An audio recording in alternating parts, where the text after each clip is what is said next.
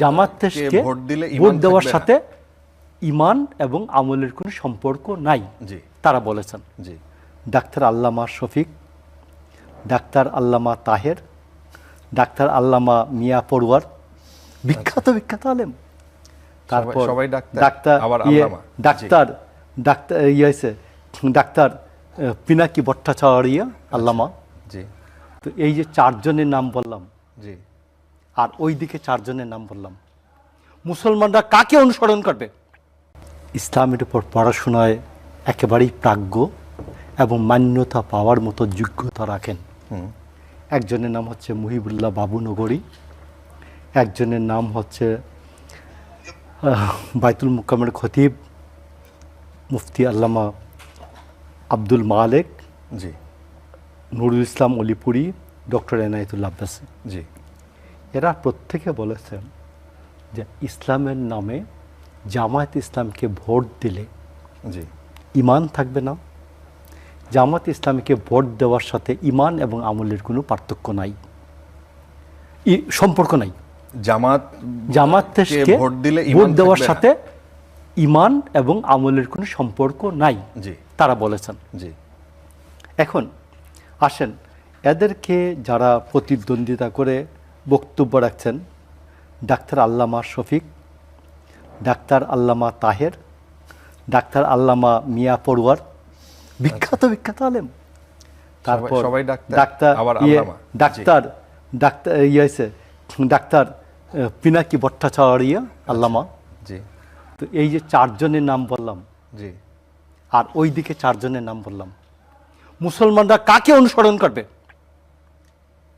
মহিবুল্লাহ বাবুনগরীকে অনুসরণ করবে, নাকি আব্দুল মালিক সাহেবকে অনুসরণ করবে, নুরুল ইসলাম অলিপুরিকে অনুসরণ করবে, না এনায়েতুল্লাহ আব্বাসীকে অনুসরণ করবে? প্রশ্ন ক্লিয়ার।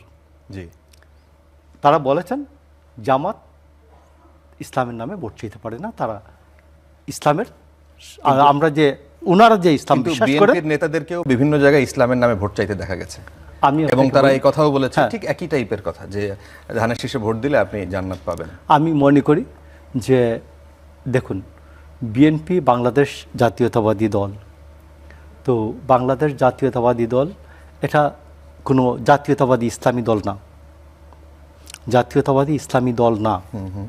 তবে বিএনপি এইটুকুন করেছে, ইসলামের কথা না বলে যা করেছে, জিয়াউর রহমান প্রক্লেমেশনের মাধ্যমে জিয়াউর রহমান দুটো কাজ করেছেন। একটা হচ্ছে প্রিয়েম্বলের উপরে বিসমিল্লাহির রহমানির রহিম সংযুক্ত করে দিয়েছেন, আর রাষ্ট্র পরিচালনার যে 4টি মূলনীতি, সেখানে 4 নম্বর মূলনীতির মধ্যে তিনি বলেছেন আল্লাহর উপর অবিচল আস্থা এবং পূর্ণ বিশ্বাস, এটা যুক্ত করেছেন। গত 54 বছরে বা 77 বছরে এই পর্যন্ত কেউ এই কাজটা করতে পারেন নাই। আমি আপনাকে বলছি। তো এই জন্য আমি আপনাকে বলছি, তবে আমি মনে করি যে প্রত্যেককে এইসব বিষয়ে ধর্মীয় কার্ড না খেলে বরঞ্চ নিজ নিজ যোগ্যতা, নিজের দলের যে উন্নয়ন কর্মসূচি আছে, এই যে ফ্যামিলি কার্ড আছে, হেলথ কার্ড, স্বাস্থ্য কার্ড আছে, কৃষি কার্ড আছে, এইসব কৃষকের যে ভাগ্যের পরিবর্তন করতে চাই, মানুষের স্বাস্থ্যগত যে সুবিধাটা আমরা দিতে চাই, ফ্যামিলি কার্ডের মাধ্যমে মহিলাদের যে ভাগ্য পরিবর্তনের জন্য তাদেরকে স্বাবলম্বী করতে চাই, তাদেরকে কর্মক্ষম করে তুলতে চাই, আমরা এই বিষয়গুলোতে আমি জোর দেওয়ার পক্ষে। এবং আমি আপনাকে বলি, জিয়াউর রহমান যে 1977 সালে যেভাবে বাংলাদেশের কৃষি বিপ্লবের নামে নতুন ইরিদান সূচনা করেছিলেন, এবং হাওড়ে গ্রামে গ্রামে যে নতুন কৃষকের মধ্যে প্রাণ ফিরে আসছিল, এই কথাগুলি মনে করিয়ে দেওয়া দরকার। এবং আপনি মনে করেন মাত্র 60,000 কোটি টাকা 91 সালে বাজেট ছিল। জিয়াউর রহমান দেশনেত্রী বেগম খালেদা জিয়া ক্ষমতায় আসার পরে 5,000 টাকা পর্যন্ত কৃষি ঋণ সুদে আসলে মাফ করে দিলেন। এতে রাষ্ট্রকে ভর্তুকি দিতে হয়েছে 20,000 কোটি টাকা, এবং 20,000 কোটি টাকা মানুষের বিফলে যায় নাই, এবং কৃষকদের মধ্যে নতুন প্রাণের সঞ্চার হয়।